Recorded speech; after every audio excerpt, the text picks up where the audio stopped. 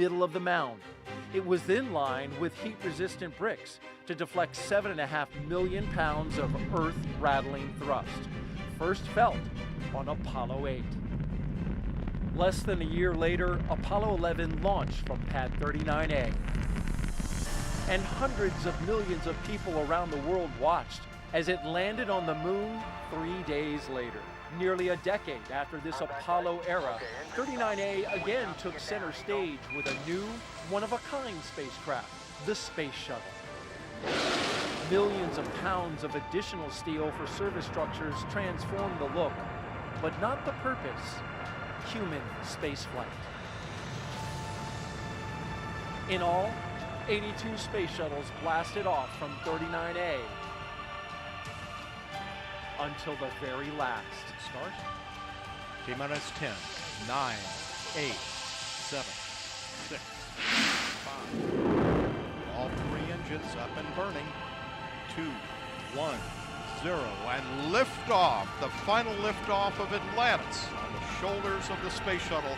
America will continue the dream. Roger, roll, Atlantis.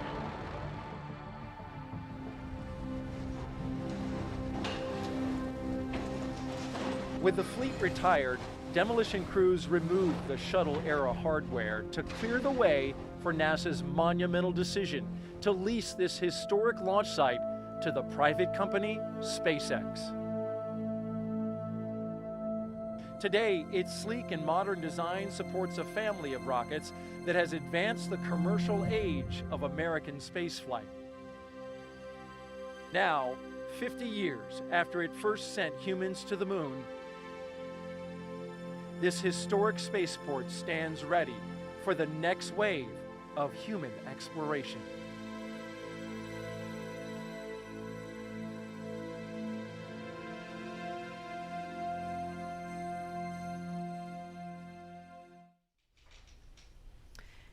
And we're looking live again at Pad 39A. We're looking at the pad closeout team. You can identify them by their numbers there, and we heard confirmation of the hatch being closed just a few minutes ago. So again, things a little bit ahead of schedule. And when I say ahead of schedule, I don't mean the launch time is changing. I just mean some of the specific milestones in the timeline. Those times are a little bit flexible, but that launch window remains instantaneous at 3:22 this afternoon. And Leland, you know, we just saw a piece about the history of Pad 39A. All stations, Chief Engineer on countdown 1 for comm check with the crew. We're going to pause for that comm check. Falcon 9, guidance, navigation, and control. Dragon GNC on countdown 1, comm check. GNC Dragon, we have you loud and clear. GNC loud and clear. Stand by for comm check by the propulsion engineer. Dragon, prop on countdown 1, comm check. Prop Dragon, loud and clear. Prop loud and clear, stand by for comm check with the avionics engineer. Dragon, avionics on countdown 1, comm check. Avionics Dragon, loud and clear. Avionics loud and clear, stand by for comm check by ground segment engineer. Dragon, ground segment on countdown 1, comm check. Ground segment Dragon, loud and clear. Ground segment loud and clear, stand by for comm check by launch control. Dragon, launch control on countdown 1, comm check. Launch control Dragon, loud and clear. Launch control loud and clear, stand by for comm check by the chief engineer.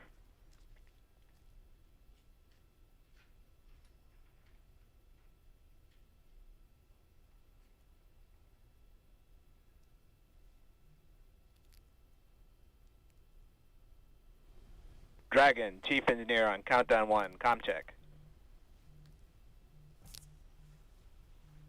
Chief engineer Dragon, we've got you loud and clear, Bala. Chief engineer, loud and clear. This completes the Falcon 9 responsible engineer comm check.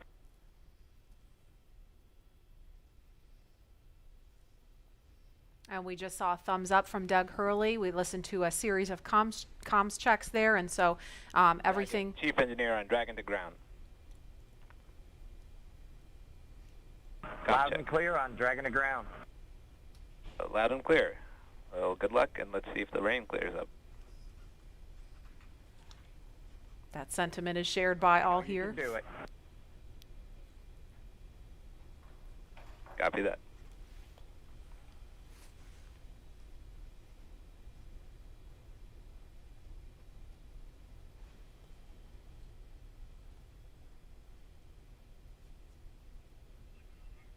So Bob and Doug, along with the launch teams and all of the rest of America, hoping the rain clears up here.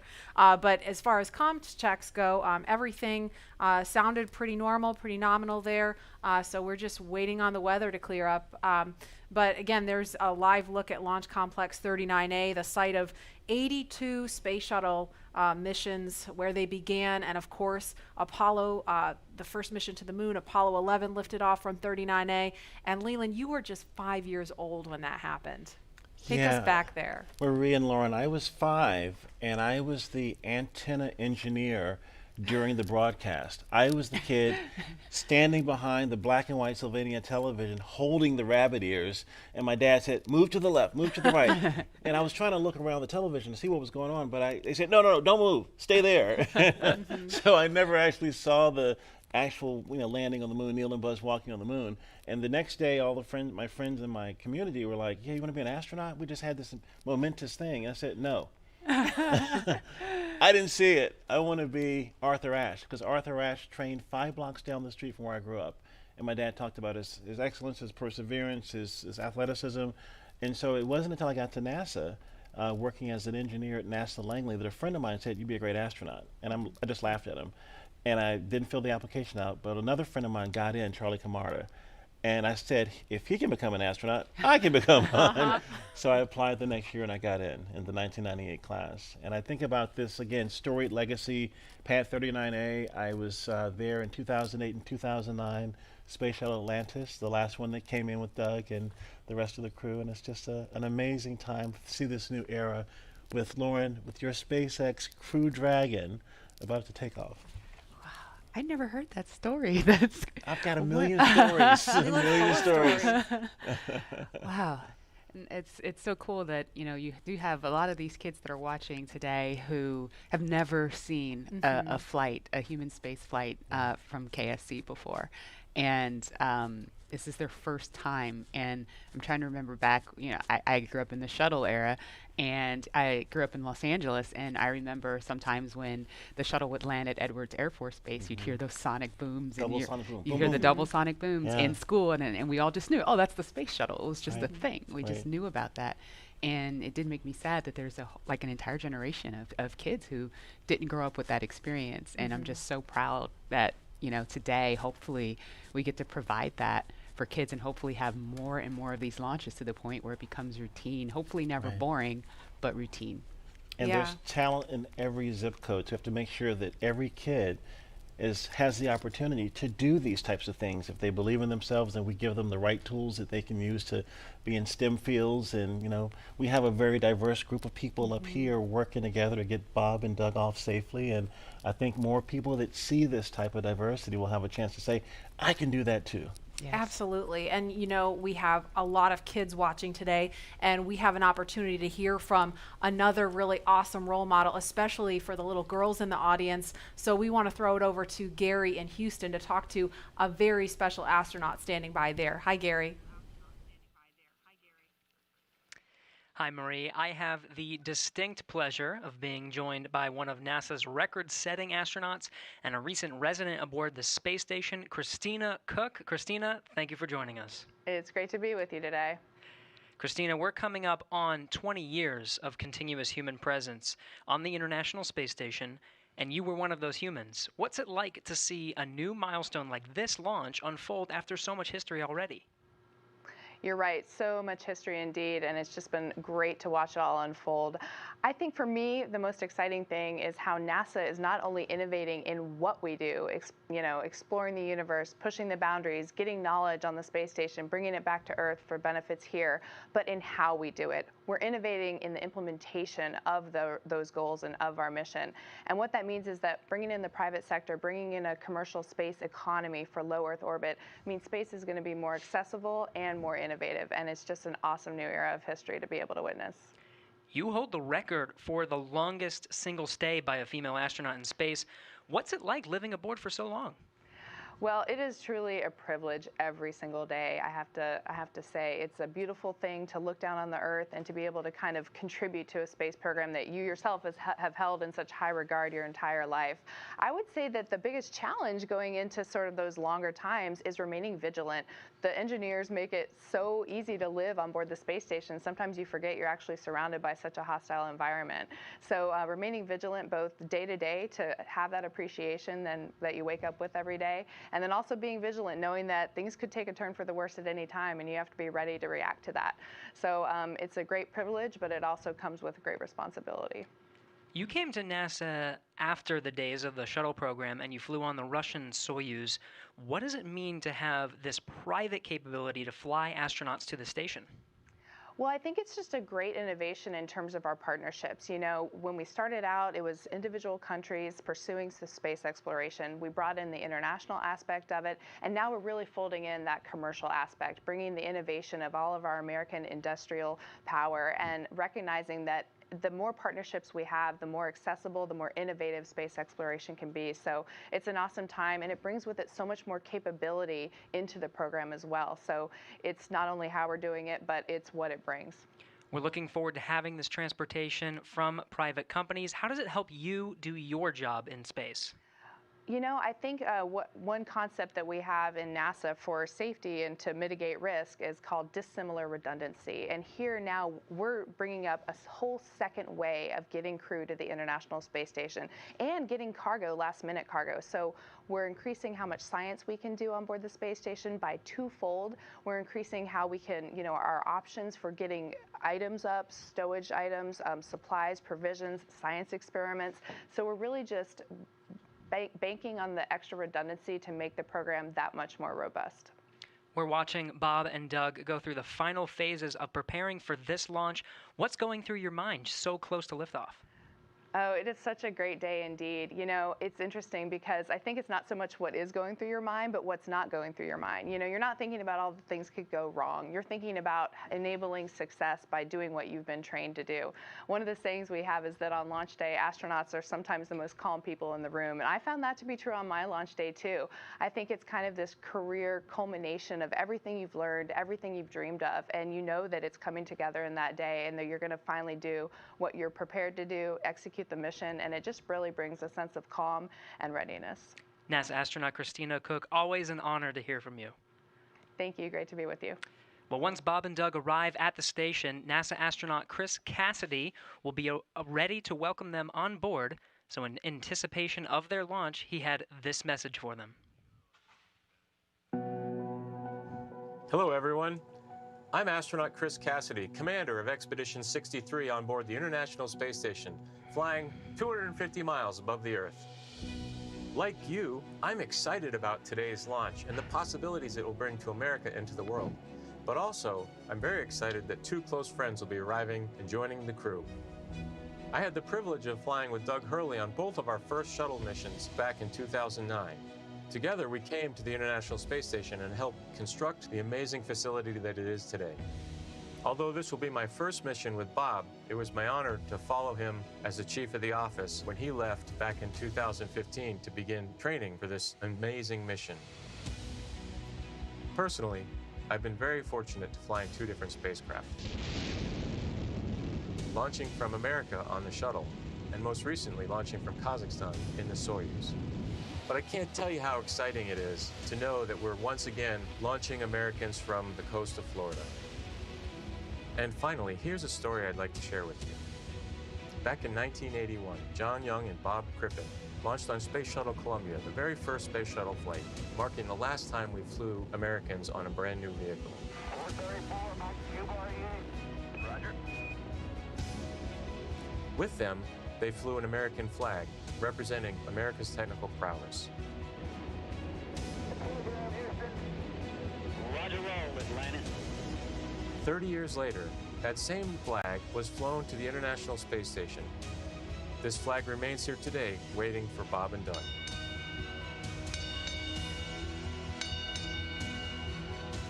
Our flag means so many things to our country, and this small piece of America represents what we'll be able to achieve together. We'll never stop exploring. And so Bob and Doug can take this very special flag home to Earth, where it awaits its next journey to the cosmos. In a few years, the first Orion crew will take this flag with it around the moon. All of this starts today. I'll be watching outside the window along with everyone else in America and around the world. I can't wait to look out the window and see my friends on close approach. Go Falcon 9, go Dragon, and go Bob and Doug. I'll see you soon. And there again is a live look at Launch Complex 39A at Kennedy Space Center in Florida, where we are T-minus 1 hour, 41 minutes, 58 seconds and counting from liftoff of the Falcon 9 rocket carrying Crew Dragon with astronauts Bob Behnken and Doug Hurley strapped inside. We can see some raindrops on the screen there. It looks like rain coming down at the pad, but we're still monitoring weather, and it sounds like there's going to be another decision point before they start fueling the Falcon 9 rocket, which is scheduled to happen at about T-minus 35 minutes. So we just heard a little bit about where they're headed. If the weather cooperates today, to the International Space Station. Leland, you've been there twice, and I know just from what you've told us, it's this leviathan in space and the site of so much important work and partnerships happening. Right. Chris Cassidy is up there floating in the Columbus laboratory that I installed, or our team of us installed on STS-122. And I think about, using this robotic arm that was made in Canada. The European Space Agency built the Columbus laboratory, and my job was to use that arm and attach it to the International Space Station. And as it was getting closer and closer, the motion just stopped. And I'm like, what is going on? And there are 4 ready-to-latch indicators that have a very slight spring force that I was moving so slowly with the hand controller, the translational hand controller, that spring force stalled out the motion. And Peggy Whitson was behind me, and she said, SpaceX Leland, weather there's update. some commentary. Weather update, I think. Go ahead, Jay. Hey, Doug. We're still waiting for a weather update expected at 18 Zulu. Therefore, the next assessment will be closer to the propellant load time. We are currently no-go on launch weather, but we are showing an expected clear of 1830 Zulu. Okay, copy all. Thanks for the update.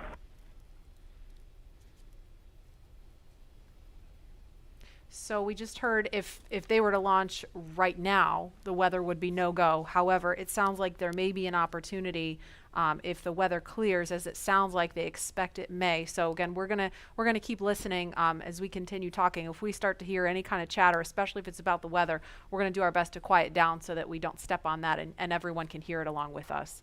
But Leland, you were just talking about the work on station, and Peggy Whitson was getting ready to tell you something. Well, so the Columbus laboratory is stalled out. It's about to be attached, and there were 10,000 people waiting. Their job security depended on me installing this thing properly. Right. And Peggy said, Leland, push just a little bit harder on the hand controller, and all 4 ready-to-latch indicators went green. And I was like, yes! And that was our primary mission objective. But that paled in comparison to what happened next. Peggy invited us over to dinner in the Russian segment, and we had this meal with people from all over the world, Russian, German, French, African American, Asian American. This diversity that we talked about earlier, were up there breaking bread at 17,500 miles per hour while listening to Sade's Smooth Operator. What? It blew my mind. It was Smooth Operator, right? What an appropriate song for the, I know. for the job too, right? Wow, does she know? She knows now. Yeah. And Dan Tani actually changed the song from Smooth Operator to Arm Operator. So you see Arm Operator. I love it. Love it. And Leland, you actually, we were in another taped segment when you got a text from Drew Foystel. Can you share that with us? Yeah, Drew Foystel, his good friend, just sent me a text saying that the families say hello to all who are watching, and thank the nation and the world for their support and interest. And Chris Ferguson just actually sent me a text. He was the commander on STS-135 and one of my classmates from the 1998 class, and he says, way to go, Godspeed on Crew Dragon. That's awesome. It's great to hear those words of support. Thank you guys for watching and everybody following along at home. I mean, the COVID-19 situation has been just a tough time for people stuck inside, homeschooling their kids, still trying to do their jobs, and so it's really cool to be able to watch this happening. And we see the pad closeout team. It looks like they are getting ready, or they've left the white room and they've already come down the crew access arm, so they are getting ready to leave the pad now.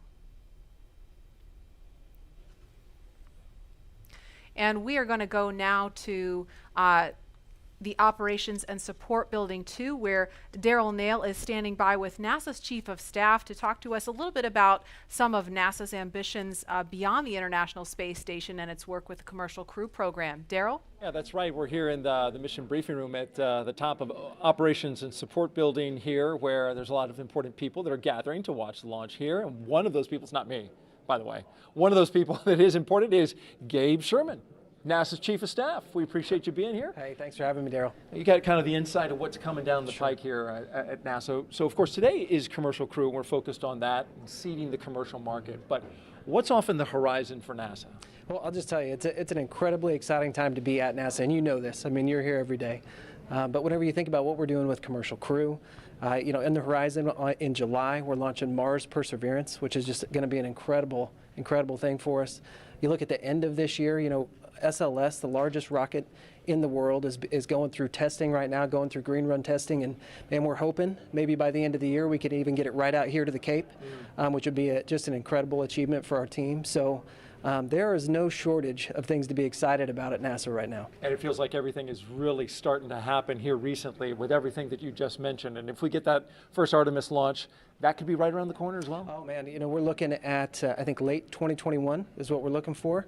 And so you think about SLS potentially moving from the green run to the Cape.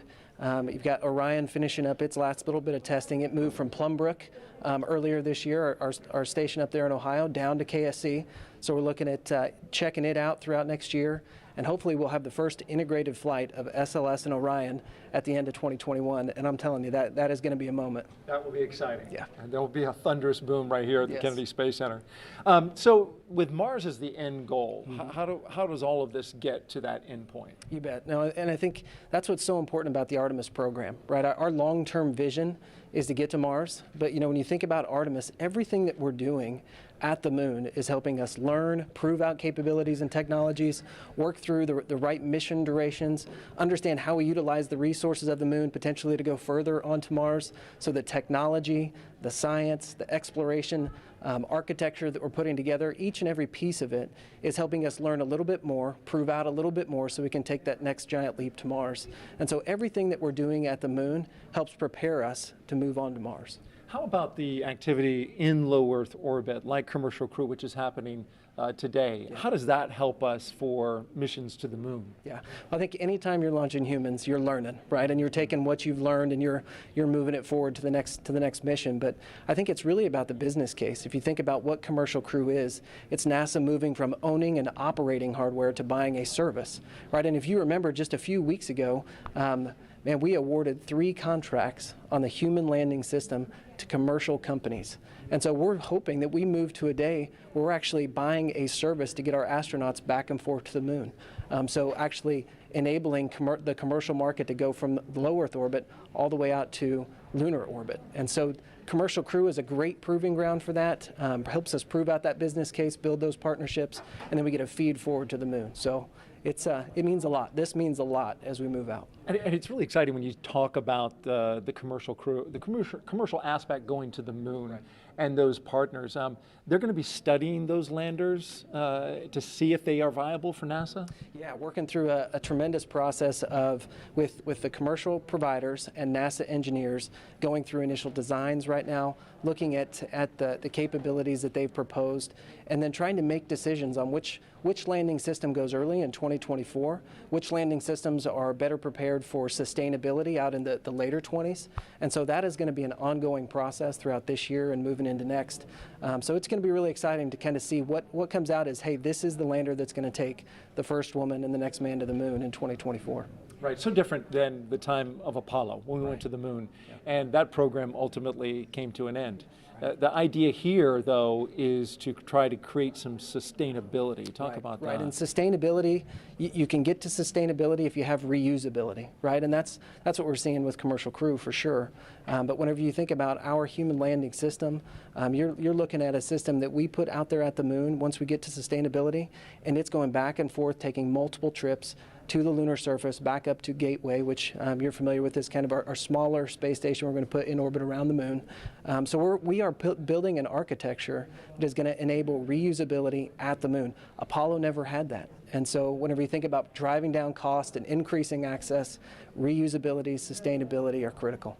So you get to see everything from a very high level at NASA. What's it like for you personally, I'm curious, to be here at the Kennedy Space Center to watch a launch and to just see this amazing facility where all of this activity happens? Yeah, I think sometimes people think since I work at NASA, I'm around this stuff all the time. I'm not, right? I don't get to come down here nearly as often as I'd like. So it's just as exciting for me as it is for anybody else in this room. When you think about all the hard work that our team has put in to get us to this day, to actually come down and be a part of it with them, is it's just overwhelming and incredible. So we're just a little bit excited. All right, Gabe Sherman, NASA's Chief of Staff. We appreciate you joining us today and enjoy the launch. I certainly know you will if we're able to get that one off. We're going to toss this back now to Hawthorne, California. Joining us now is SpaceX's Lars Blackmore to discuss SpaceX's future ambitions to visit the moon and Mars. Thanks for joining us again today for a second round. You're welcome. Could you tell us just a little bit about your background and what you do here at SpaceX? Yeah, well, I'm in charge of entry and landing for Starship, which is SpaceX's next rocket after Falcon 9. And before that, I worked for many years on the same thing for Falcon. So hopefully today you'll see another one of those landings on a drone ship. Awesome. And speaking of that, what role does reusability play in getting people to the moon and Mars in the future? Well, it's really all about making human spaceflight affordable. And what you want for that is a 100% reusable rocket. Now, Falcon is only partially reusable, but Starship is going to be 100% reusable. And we've actually already started working with NASA on using Starship to send astronauts to the surface of the moon for the first time since 1972. Not only that, Starship will be refuelable on orbit. And the combination of those two things will let us send people basically anywhere in the solar system with more payload for less money than I think people have really been contemplating. I think for the first time, we can seriously talk about things like lunar bases, or what SpaceX cares about most, a self-sustaining civilization on Mars. Right. So what you're saying is I will have an opportunity soon to get on board one of those spaceships. I very much hope so. Yeah. So speaking of reusability and landing, I know you mentioned Starship will be refuelable in orbit, but Falcon does come back and land back on Earth. What are the challenges with actually landing on the moon and landing on a planet like Mars? Yeah, well, you can't land like a plane, because the moon and the Mars either have no atmosphere or have a very thin atmosphere, and even if you could, there's no runway that someone's built for you.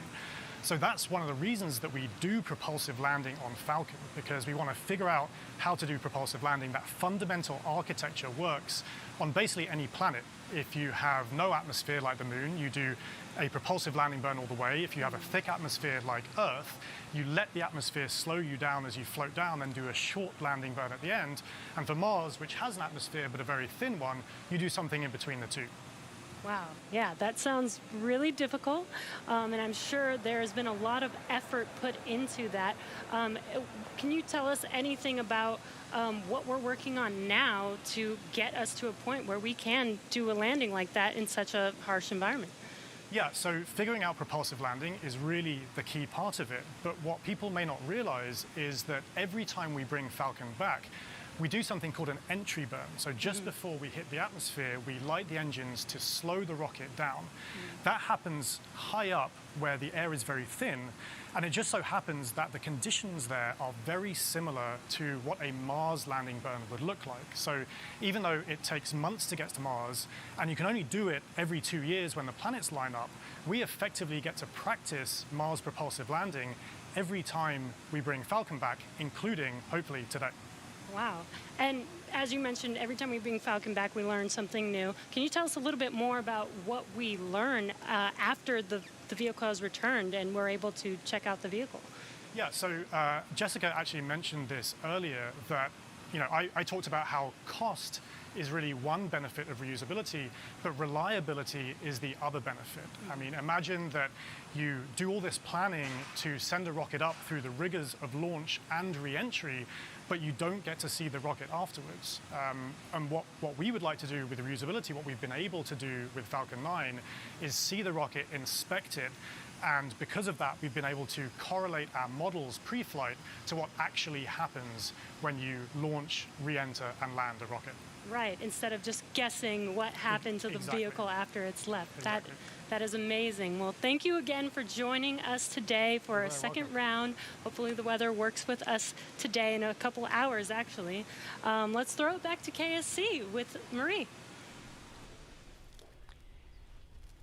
All right, actually we have Lauren here. Now today's mission opens up the door to one day allowing the general public to be able to visit places like the moon and Mars. And as you've heard through several interviews today, reusability is a really, really important part of that. Imagine if every time you flew a plane from LA to New York, you threw it away at the end of the flight.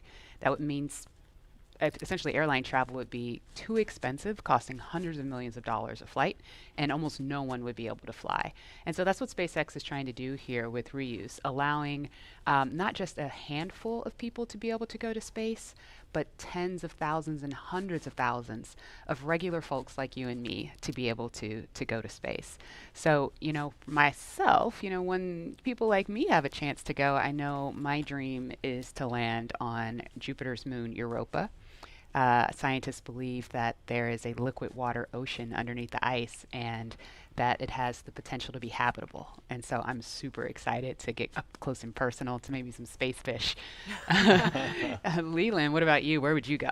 Wow, that's a pretty interesting destination. I think I would like to go to Mars. We've studied Mars so much and looked at it, and I think maybe having a Martian base that is dog friendly, bring the pups along, because I think as we explore, we want to take our families, our cultures, our traditions, with us, and flying with Doug and Bob is cool, but having more people, There's the dogs. The puppers, taking the puppers to space. I mean, they're not. They look ready to go. They are ready to go. We just needed maybe some like SpaceX type suits for them, But it's that's what it's all about, exploration. Like the settlers going the west, they took everything with them, and they started these new communities and these new traditions. And I think that's what we do with space travel. We start new traditions and communities and bring everyone together as one family, one civilization. Absolutely. We're here for it.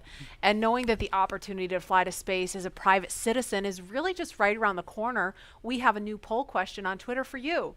If given the opportunity to fly to the moon, now we're talking the moon, would you fly to the South Pole where no one has ever been, or would you go to the Apollo 11 landing site? So those are going to be some interesting answers. And while there is not a ton of cargo on today's mission, Dragon is carrying two very special payloads, aside from Bob and Doug, of course. The first of those payloads is a series of custom art pieces entitled Humankind by Los Angeles artist Tristan Eaton. These indestructible, double-sided paintings made from gold, brass, and aluminum celebrate how far humanity has come, as well as how far we still have to go. It includes a beautiful homage to the Saturn V rocket, as well as a nod to Bob and Doug's current ride to space. And you can find more images and information about these pieces on SpaceX's social channels. Next, in the spirit of inspiring the next generation of explorers, we wanted to celebrate the class of 2020, from kindergarten all the way to graduate school. So SpaceX and NASA invited students from around the world to submit their photo to fly on America's first human spaceflight in nearly a decade. Each graduate's photo was used to create a mosaic image of our beautiful planet Earth, which we printed, and it's now being flown aboard Bob and Doug's flight on the Crew Dragon spacecraft. We received nearly 100,000 photos. That's a ton, so thank you, and congratulations, graduates. Yeah, I've got a couple of family members and friends who submitted their photos, so they're super excited about seeing their faces go to space in that beautiful mosaic. That was really cool. And again, that's what it's all about, you know, everyone coming together with their experiences and bringing them forward to space. And I think regular people flying to space, I mean, SpaceX is going to be flying, you know, non-government people, non-military people, but people that have a desire to explore and do new things and traditions off planet, as we say sometimes. Yeah, I mean, all this time since we've had the International Space Station, it's been government astronauts performing the research because you're the only ones we've been able to send, right? But well, we've had some tourists, though. We've had people that paid their way on a Soyuz rocket. Sure. Go. But it's really the billionaire boys club. You know, that's what Pharrell talks about. With, you know, it costs so much money to go to space, and I think that price point will come down as we make this more amenable for everyday people.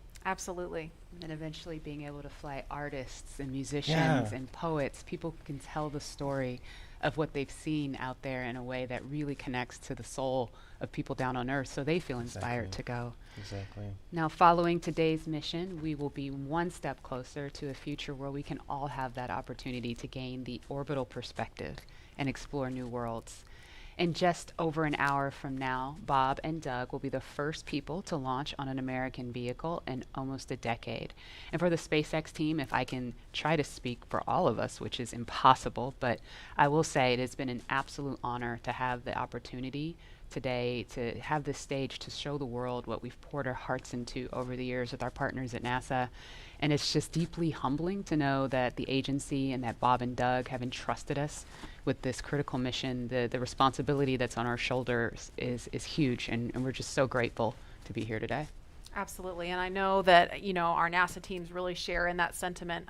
We heard from just a handful of them earlier when Bob and Doug were riding out to the launch pad, but there's so many people that we're probably never going to see or hear from on the public stage, but that have poured their hearts and souls, as you said, into this mission. All the engineers up late hours checking, double checking, triple checking everything to troubleshoot and solve problems and get us to this point. So it's just really awesome that we've made it to this point. When you think about legacy, Katherine Johnson, who helped get John Glenn to space, her daughters are watching right now. And that legacy going forward to the future of space travel is powerful. Wow. And we heard from two icons of science and exploration on Wednesday, and we couldn't resist sharing these shout outs with you one more time. Wow, we're making history again. The NASA program. I'm there with you guys in spirit. Bob, Doug, good luck. I know you'll be fine. I'll be watching and got everything crossed, arms, legs. I'm tied in a knot. Can't wait for you to get back safely. This is the first time a U.S.-built rocket has taken people into space in 9 years. It's quite an accomplishment. So for us at the Planetary Society, more rockets means more exploration. More people in space means more exploration. More countries involved in the endeavor of spaceflight means more exploration. This is how we know the cosmos and our place within it. So congratulations, SpaceX. Here's wishing your team, and the crew especially, a safe journey and the joy of discovery. Let's go. So great to hear from William Shatner and Bill Nye, two very recognizable faces following along on the mission. Yeah. And we want to go over to Dan and Jesse in Hawthorne, where we are now just 1 hour and 18 minutes from launch. Dan, Jesse? Hey, thanks, Murray. Yeah, 1 hour, 18 minutes. I think we're tying ourselves in knots, just like Captain Kirk. We're really hoping the weather cooperates. In about 20 minutes or so, we might clear. So we're getting hopeful. We're getting our hopes up. Yes. Very excited.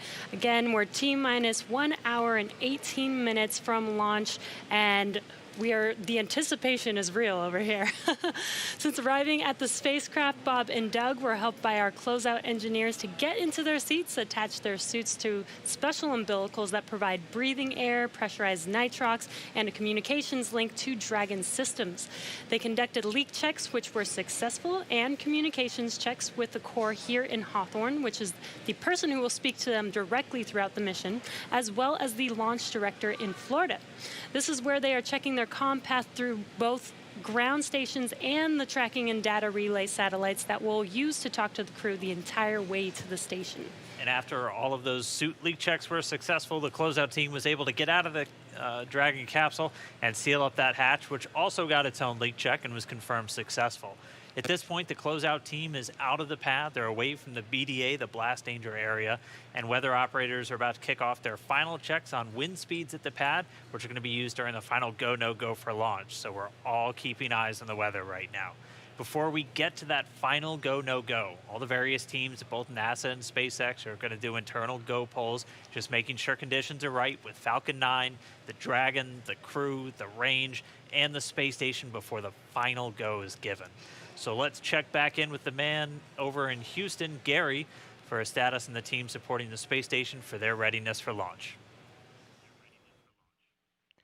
Thanks, Dan. The team here in Mission Control Houston remains go for launch. We're also very hopeful about that weather. All systems on board the station that are required to be healthy for this mission are continuing to look good. Chris Cassidy is wrapping up his workday, and we'll be watching Bob and Doug launch here in just under an hour. So station power and communication systems are normal. Computers and networks used for monitoring Dragon's approach have been checked out, and the cabins and the station cabin's atmosphere and pressure are as expected and ready to welcome 2 new crew members aboard. Mission Control will be closely monitoring Bob and Doug's flight and checking off milestones for most of the flight, and this very same team will be coming back tomorrow to be ready when Dragon gets in range of the International Space Station and we begin integrated operations and prepare for Dragon's docking. So I'll send it back. International Space Station team here is ready for launch. Go Falcon 9, go Dragon, and Godspeed to Bob and Doug. All right, thanks, Gary. If you are just now joining us, you picked a really good time. We're just a little over an hour to launch. And welcome to our coverage for the mission known as Demonstration Mission 2, or Demo-2. Liftoff time still holding for 3:22 p.m. Eastern. Tracking no issues with Falcon 9 or Dragon. Everything good with the range so far. We're just really keeping an eye on that weather. Over the last 3 hours, our crew members, Doug Hurley and Bob Behnken, donned their SpaceX suits in the historic crew quarters suit-up room. After that, they walked out of crew quarters, just as every astronaut to fly from space from this port has done since Apollo 7. And then they were transported over to the pad, where the crew members entered the SpaceX Crew Dragon spacecraft that we're looking in live. Today is a historic launch. It will be the first time a commercially built spacecraft will launch people into orbit, and the first time the U.S. has sent people to the space station from American soil since 2011 with the retirement of the Space Shuttle program. Over the next hour, we will conduct a series of polls to get ready for launch, have Bob and Doug arm the launch escape system, and begin fueling Falcon 9. Launch is set for 3:22 p.m. Eastern. This will include a 12-minute flight to orbit and then a 19-hour flight to dock with the International Space Station tomorrow morning. Today's mission is the culmination of years of work between teams at SpaceX and NASA. Demo-2 is going to be an end-to-end flight test starting with this launch today, going on to dock with the space station tomorrow, and then splashing down at the end of their mission. And this is going to be the final test for NASA to certify SpaceX for regular crew flights to the space station. We've been hearing a little bit from the crew on board Dragon, which you can see on your right screen. They are currently strapped into their seats and already through communications and leak checks. They're able to follow all the milestones still ahead on those display panels just above them, getting insight into all Dragon and Falcon 9 systems as we proceed towards launch. So at T-minus 1 hour and 13 minutes, let's check in with John I for a status update on the vehicles. What's the update, John? Thanks, Jesse. Well, not much to add to what Dan and Jesse just brought up. We've had a smooth countdown this afternoon. SpaceX team is working no issues as the pace begins to pick up here in the last 70 minutes. On Falcon 9, we did get the team on console. Earlier, you heard the comm checks between the responsible engineers and the crew. The engineers will be making calls on ascent for the crew's benefit, so they want to make sure that they could hear them before we go. The propulsion checkouts of the first and second stages are beginning right now. We're watching them begin to go through the process, opening valves. That check will go for about another 10 minutes, and that'll be our last one until propellant loading.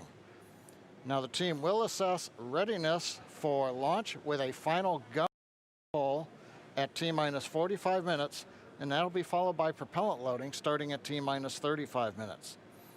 Now earlier today, Dragon operators also performed a series of checkouts of Dragon's flight systems. The spacecraft is also currently go for launch. Our NASA crew, astronauts Doug Hurley and Bob Behnken, are currently inside Dragon. The hatch is closed. The SpaceX ground crew has left the tower. The next major event for Dragon is retract of the crew access arm that you can see currently alongside the capsule. That'll happen somewhere between T-minus 45 and T-minus 42 minutes. Now the range is currently clear for launch from historic Pad 39A. The worldwide network of ground stations and the tracking and data relay satellites are ready to support Dragon as it heads into orbit. The weather, that's the one concern. We will get a weather brief at T-minus 1 hour, so just under 12 minutes from now. Currently, the ground and upper altitude winds are go, so that's one thing that we can check as green. At the current time, we did have some rain earlier that appears to have let up, but we are red on conditions for both the electric field at surface levels, lightning, and cumulus clouds. There is an expectation that a forecast that will be coming up at about T-minus 1 hour also may give us clearance of those conditions. So everything is focusing now on the weather brief at T-minus 1 hours. Also, we should hope to hear about the final check on the ascent corridor. That's the weather along the Atlantic seaboard in case Dragon had to abort on the way to space. The conditions there have been marginal, but the expectation that it would be good for launch. But we will get all of that coming up here very shortly prior to entering propellant load. Now today we are aiming for a launch at 3:22:45 p.m. Eastern Daylight Saving Time, or 19 hours, 22 minutes, 45 seconds Universal Time. Once we begin loading propellant, there's no opportunity to change T0. So once propellant is loading, we're committed, and we'll get one chance at it today. But currently at T-minus 1 hour, 10 minutes, and 30 seconds, everything except the weather is go for launch. Thanks, John, for that detailed update. We've got an extensive history now of flying Falcon 9 from the Florida coast, and just last year completed a test run of the mission. We're less than an hour from beginning here today. The purpose of that mission was to demonstrate Dragon's capability to safely and reliably fly to and from the International Space Station. The success of Demo-1 was a really exciting moment, Falcon paved 9, the way Falcon for 1, today's please, mission to where we are today. And right now we're getting ready to fly U.S. astronauts from U.S. soil for the first time since 2011. Dragon and Falcon 9 together have years of operational experience, or what we refer to as flight heritage. As I mentioned earlier, SpaceX has successfully completed 21 flights of Dragon to and from orbit since 2010, including 20 trips to the International Space Station. Not only have we conducted thousands of hours of testing, we've also enhanced and added a number of safety features to Dragon. Much of what was learned with the Cargo Dragon was leveraged in the design of this new vehicle. It's fully autonomous, which means it can basically fly itself, but also features that full manual override capability just in case of emergency. And many of the other enhancements help towards SpaceX's goal of reusability and less refurbishment time between missions. So let's take a closer look at these advancements. Standing at almost 27 feet tall from the very bottom of the trunk to the very top of the nose cone, Crew Dragon's comprised of two main elements. You have the capsule, which is designed to hold crew and pressurized cargo, and then you have the trunk, which holds unpressurized cargo as well as having a solar array and radiator. And the nose cone at the top of the capsule protects the docking system as well as the guidance navigation control system, or what we call GNC. The nose cone opens for docking and remains attached to the Crew Dragon spacecraft, and that's unlike the previous version of Dragon, and that helps towards our reusability efforts. Completely opposite the nose cone is that trunk. It has attachment points for Falcon 9, the Dragon capsule, and it can hold cargo.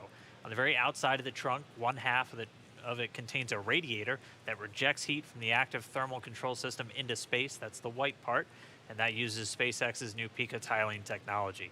The other half contains the solar cells used to charge the spacecraft's batteries. And though we only have 2 astronauts on board today, the spacecraft is actually designed to accommodate up to 7 crew members with modular seats that can be removed and replaced by additional cargo. The seats are made of carbon fiber and are custom sized for any crew member flying on board. The control panel centered right between the pilot and the commander seats and has those 3 touchscreen displays that gives the crew insight into Dragon and even the ability to operate the vehicle and fly it manually. And finally, our Super Draco launch escape system is a key safety feature of Crew Dragon, giving the crew the ability to safely escape from the time of launch all the way to orbit. And as we look to the future beyond this test flight later this year, the first operational crewed mission for NASA will take place. NASA astronauts Mike Hopkins. Reminder, review your launch commit criteria and indicate readiness at the appropriate time. Step 5469 for propellant load and launch. That's a good sign. That was the launch director. We're getting ready to pull the teams as we move towards that go, no go for propellant loading, which happens at about 45 minutes before launch. But back to our Crew 1 mission, NASA astronauts Mike Hopkins, Victor Glover, and Shannon Walker, and Suichi Noguchi of the Japan Aerospace Exploration Agency, or JAXA, were chosen to support this mission. Again, it's called Crew 1. But today, Doug Hurley is the spacecraft commander for this mission. He previously flew on 2 space shuttle missions as the pilot on STS-127 and STS-135, which was the final space shuttle flight. Here's a closer look at Doug Hurley. You excited? Very excited. Yeah, very excited. You feel ready? Feel pumped? Oh yeah, I think we're ready. I think we're certainly ready. Joining the SpaceX demo-2 test.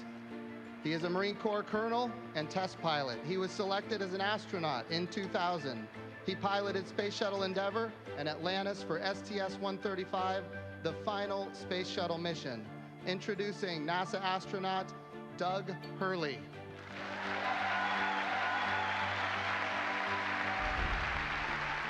It's a life-changing process in so many ways to fly into space. It's just overwhelming in some respects. Just the sensations, the rumbling, the shaking, the acceleration. My name is Doug Hurley, and I'm the spacecraft commander for the demo-2 mission to the International Space Station.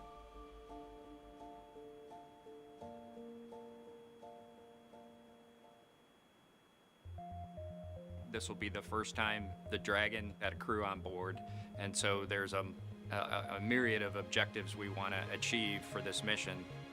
What would work on orbit, what might not work on orbit, what would definitely work. To be able to just have the entire integrated team that's going to support us getting to and from space station, it was really neat being part of it. You know, we are the lucky ones that get to fly it, but we certainly not for 1 second take for granted the amount of effort that so many other people had to put into this to make it successful. For Doug personally, he's worked so hard, I mean, through his entire life, to get to where we are right now. As a test pilot, this would be the dream to fly a new vehicle. So it makes me so happy to see that he gets to be part of this mission, the spacecraft commander. I'm just glad to see his hard work and his dream come true for that. It's been a long road in a lot of ways for not only us, but certainly for all the folks that work in the Commercial Crew Program, as well as SpaceX in our case, just working to get to this point.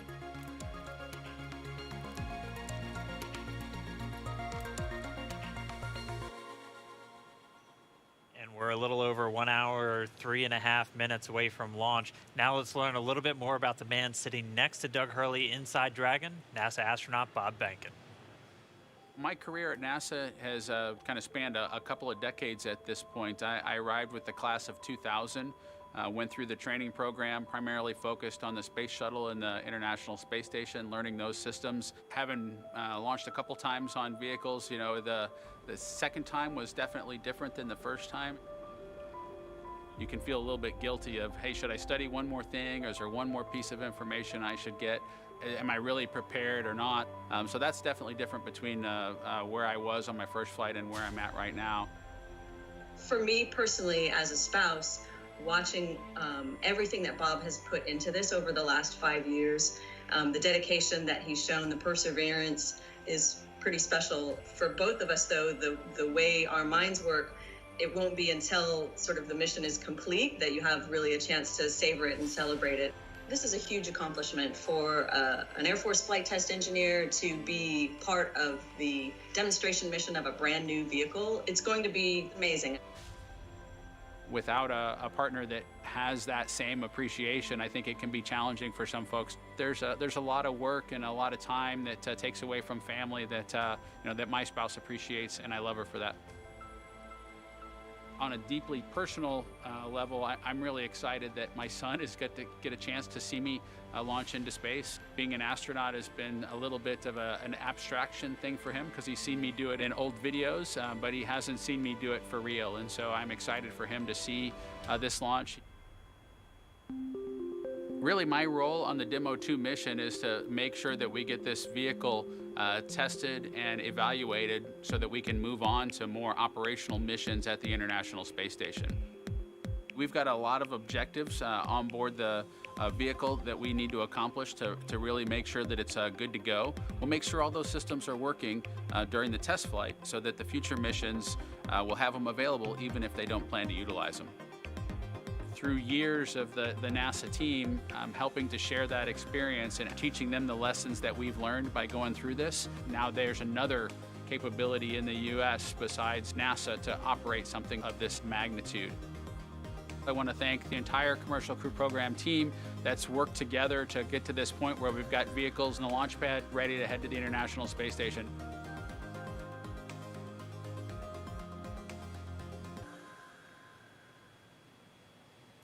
If we look even further into the not-so-distant future, flying on a mission to space will be an option for more people as SpaceX plans to also fly private astronauts on board Dragon. Earlier this year, SpaceX signed an agreement with the space tourism company Space Adventures to fly up to 4 passengers on an orbital trip aboard Dragon as early as next year. And of course, it's NASA that is making private astronaut missions to the space station a possibility. We are looking forward to these missions, and we hope that you guys are all too. All right, we are just 20 seconds away from T-minus 1 hour. This is going to be a really big moment that everyone's going to want to listen to. We're expecting a weather update, obviously hoping that the weather is improving, and so we should find out in the next 10 seconds or so. So we're going to stand by for a moment and wait for the Corps to give Bob and Doug a call, and then we'll all hear Dragon, the latest. SpaceX, we're at T-minus 1 hour. You are go for Section 6. When ready, report go for launch. We'll put it in orbit.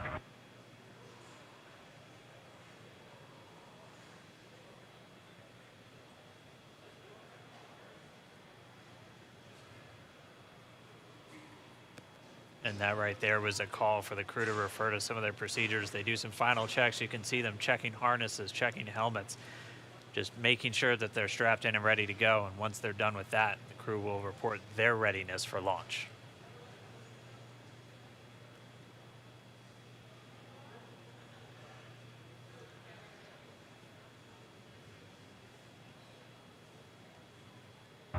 SpaceX Dragon in 6.4. Bob and I are go for launch. Copy, go for launch. And next up will be go no GoPro at T-minus 45. Dragon copies. All right, the crew is go for launch. So we are inside of 1 hour, still waiting for the weather update. But I mean, this day is one for the history books. We're returning crewed launches to station from American soil on American rockets. It's been almost 9 long years since we retired the space shuttle program. I remember that day. I'm going to remember this day. It's been a long road to get here, countless hours by thousands of dedicated professionals from NASA and SpaceX. It's been an exciting week, but this last final hour is just so exciting right now. Today's mission will be Crew Dragon's second test flight and its first test with humans on board. It's been an awesome countdown so far. Weather, we're still waiting for that update, so it's still a watch item, but the crew is go for launch, so at T-minus 45 minutes, hopefully we'll get an update on that weather. We've had a really clean countdown so far. It started with suit up just over 3 hours ago. The SpaceX team helping Bob and Doug put on their suits, conducting initial checkouts, including an initial pressure and leak check before they got to the actual walkout. And all of that done in that operations and checkout facility. The crew walkout was where Bob and Doug gave their final. So rise to the new era of American spaceflight and with the ambitions